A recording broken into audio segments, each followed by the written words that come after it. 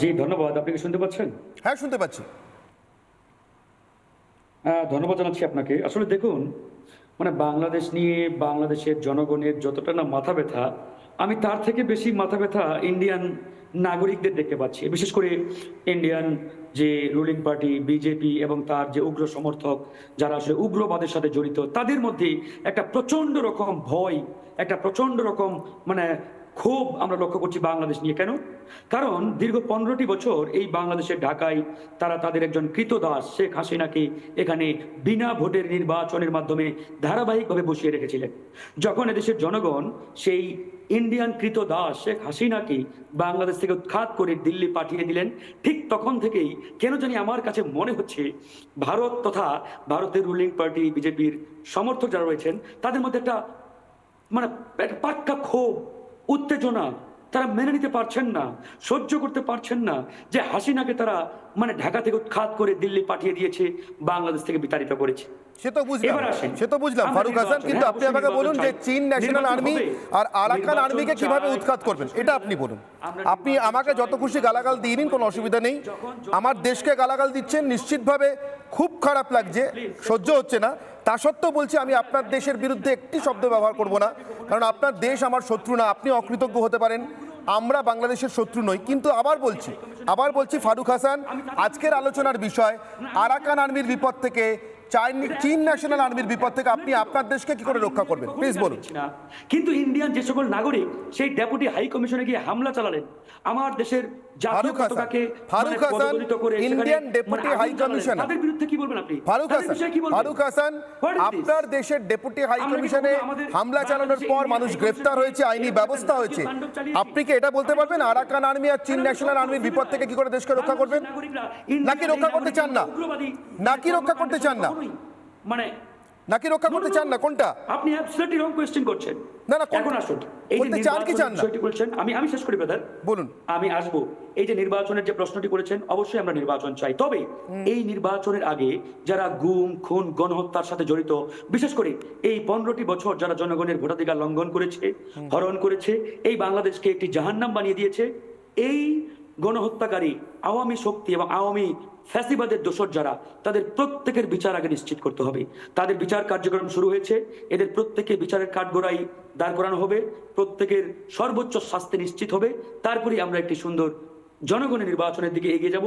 তারপরে একটি সুন্দর নির্বাচন হবে, আমাদের চট্টগ্রাম দখল হয়ে যায়, মতামত দেবে, তাদের জনপ্রতিনিধি তারা ততদিনে যদি চট্টগ্রাম দখল হয়ে যায়, তারা বেছে নেবে, ততদিনে যদি চট্টগ্রাম দখল হয়ে যায়। হাস্যকর দাদা, আমি তো এই জন্যই বলছি, ইন্ডিয়ার নিজের পাছায় কাপড় নেই, তারা বাংলাদেশ নিয়ে কেন এতটা ওরে, তারা বাংলাদেশ নিয়ে কেন চিন্তিত? ফারুক হাসানের মুখের ভাষা, ফারুক হাসানের মুখের ভাষা, ফারুক হাসান, আবার আপনাকে সাবধান করছি, আপনি আপনার মত বলতে পারেন, কিন্তু আমার দেশের বিরুদ্ধে কথা বলতে পারবেন না। আপনি আপনার মত হাজারবার বলতে পারেন, কিন্তু আপনার মুখের ভাষা প্রমাণ করছে যে আপনার ভিতরে আসলে কত বড় জঙ্গি পোষা আছে। আমি ঠিক এখান থেকে বিমল কুমার চন্দ্র আপনার কাছে আসবো, যার দেশের বঙ্গোপসাগরের সীমানাটা এখন এই মুহূর্তে সুরক্ষিত নয়, যার দেশের নাফ নদ একতরফাভাবে বন্ধ করে রেখেছে আরাকান আর্মি। আপনি আমার থেকে অনেক ভালো জানেন বিমলবাবু যে নাফ কতটা গুরুত্বপূর্ণ চট্টগ্রাম যাওয়ার জন্য, টেকনাফের জন্য। এবং আমি আজকে কেপ নেগ্রাইজের কথা বলেছি, আপনাদের তো হাতের তালুর মতো চেনা। কি হতে পারে, আরাকান আর্মির বিপদ কত বড় হতে পারে, প্লিজ? দেখুন, আরাকান আর্মি কিভাবে কি করবে তার আগে মিস্টার ফারুক হাসান যে কথাগুলো বললেন আমাদের দেশ সম্পর্কে, একটুখানি আমি জানাতে চাই, ওনাকে শুধু নয়, আজকে যারা টেলিভিশন দেখছেন তাদের সবাইকে, সে বাংলাদেশের হন আমাদের ভারতবর্ষের হন। আপনি ভুলে গেছেন যে আমরা ভারতীয় সেনাবাহিনী কিন্তু নিজের ইচ্ছে করে যায়নি আপনাদের দেশকে স্বাধীন করতে।